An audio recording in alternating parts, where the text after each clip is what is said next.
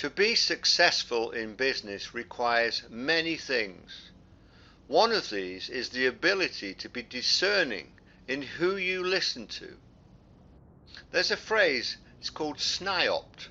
It means being susceptible to the negative influence of other people.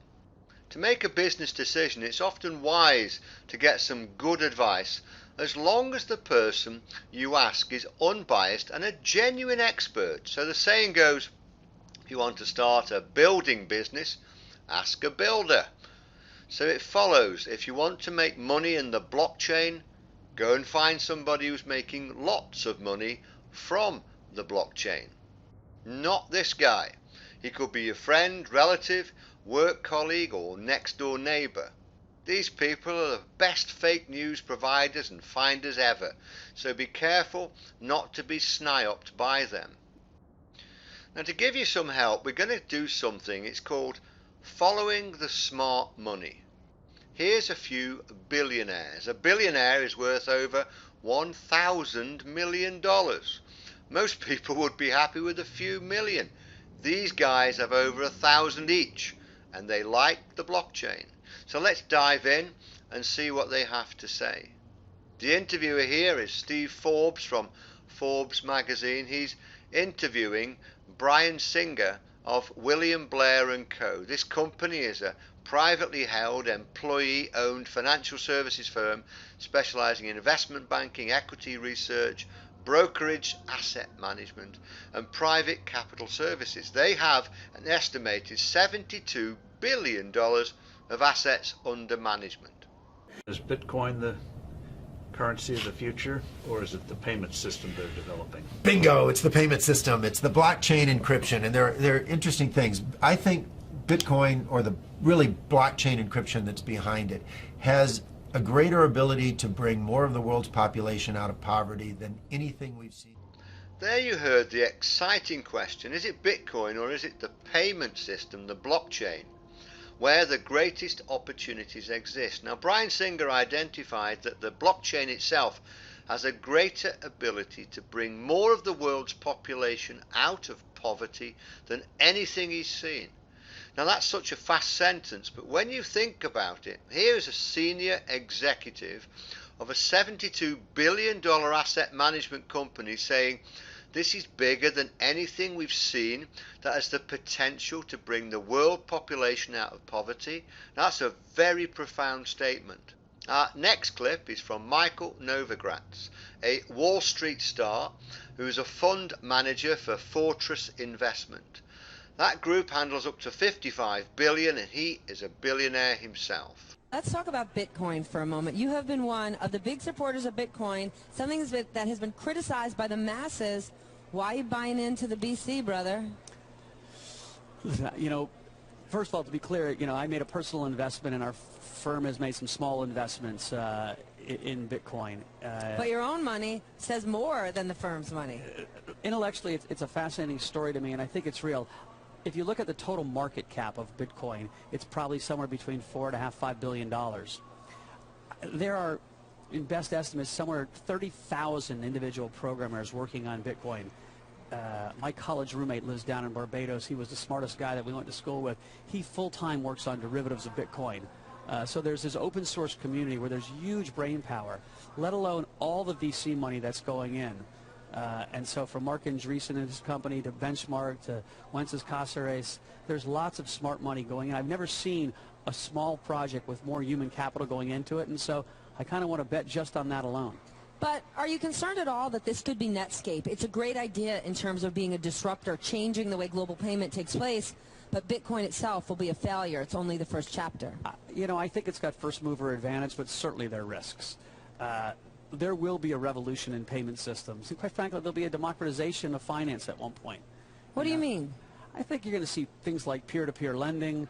The banks are their biggest, I think, threat is the same thing that's happened in so many other industries now happening to the finance industry, right? The internet disintermediates, you know, large players, and I think Bitcoin is just one of the threats that the finance industry, the way we know it, has coming against it.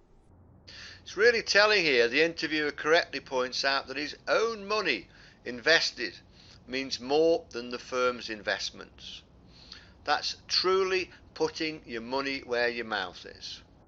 He also identifies there are tens of thousands of miners working on Bitcoin, and particularly notes that one of the smartest people he knows, and this guy must know an awful lot of smart people, that guy's full-time mining Bitcoin, and that statement on its own is huge.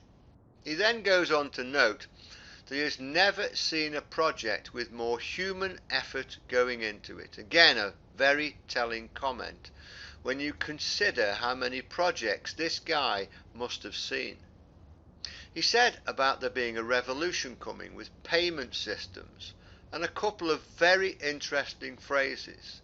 The democratization of finance, and at some point indicating what we are saying, that huge changes are coming with the way that we handle and move money. He points out that the internet, in his words, disintermediates large players, which means the internet has frequently cut out middlemen in many transactions, and now Bitcoin is threatening to change the entire finance industry. So again, a huge endorsement for why we should all be involved with cryptocurrency and the blockchain, running at it as fast as we can. Okay, our last clip for today is an interview with Chamath Palihapitiya. In the high-tech community, he's known as a sharp investor. He owns a venture capital company called Social Capital. He also became the youngest VP in AOL's history at age 26.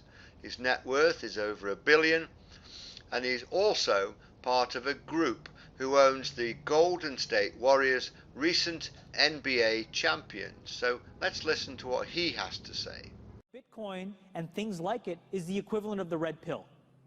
Okay? We are entering a completely world of uncharted water right now. Have you made any investments in Bitcoin? So, I mean, I personally own Bitcoin in my hedge fund. I own Bitcoin in my fund. I own Bitcoin in my private account. It is a huge deal. It's a huge, huge, huge deal. Because what you're talking about right now is, for the next 3 to 5 years, an unbelievably better store value. It is gold 2.0. He states there that he owns Bitcoin in both his hedge fund and private account, and clearly described it as a huge deal. Again, a great example of a serious and sophisticated investor putting his own money directly into cryptocurrency and the blockchain. So now you should understand why we made this compilation. It was to take your eyes off us, look at the smart money. So guys, our message to you is, for goodness sakes, get involved in Bitcoin, get involved with Beep Xcoin and Beep IQ. If you're looking for an opportunity, you can stop looking, because it's right here. As to who you want to listen to, well, that's always your decision to take. We've decided to follow the smart money, billionaires, who are also very smart investors, personally placing their own time, money, thoughts and energy into cryptocurrency and the blockchain. We look forward to partnering with you, so come on, join our private members club. Start your business working from home. Remember, you can build this without ever leaving your front door. So start building some independence that nobody can influence or take away. Just click the Start Now button on this page, and we'll see you on the inside of your own exclusive Beep dashboard.